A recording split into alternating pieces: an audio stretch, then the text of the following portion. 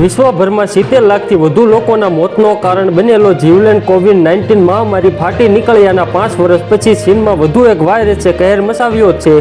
તેને human મેટાવ્યુમો virus અથવા HMPV કહેવામાં આવે છે. આ વાયરસથી સંક્રમિત દર્દીઓમાં શ્વાસ લેવામાં તકલીફ અને ફ્લૂ જેવા લક્ષણો જોવા મળે છે.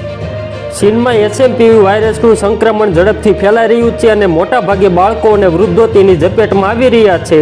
આનાથી કોવિડ-19 પછીના બીજા સ્વાસ્થ્ય સંકટની ગંભીર ચિંતા ઊભી થઈ છે, જેના કારણે પાડોશી દેશોને પરિસ્થિતિ પર નજીકથી નજર રાખવા મજબૂર કર્યા છે. ગયા મહિને ચીને ન્યુમોનિયા સહિત શિયાળાના રોગો માટે મોનિટરિંગ સિસ્ટમ શરૂ કરી હતી.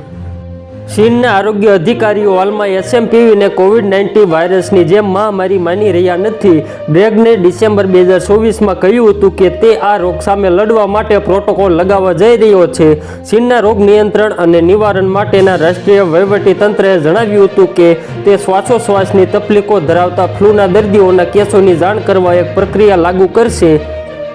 એક સત્તાવાર નિવેદન દર્શાવે છે કે 16 થી 22 ડિસેમ્બરના સપ્તાહમાં ચીનમાં શ્વસન સંબંધી રોગોની સંખ્યામાં વધારો જોવા મળ્યો છે.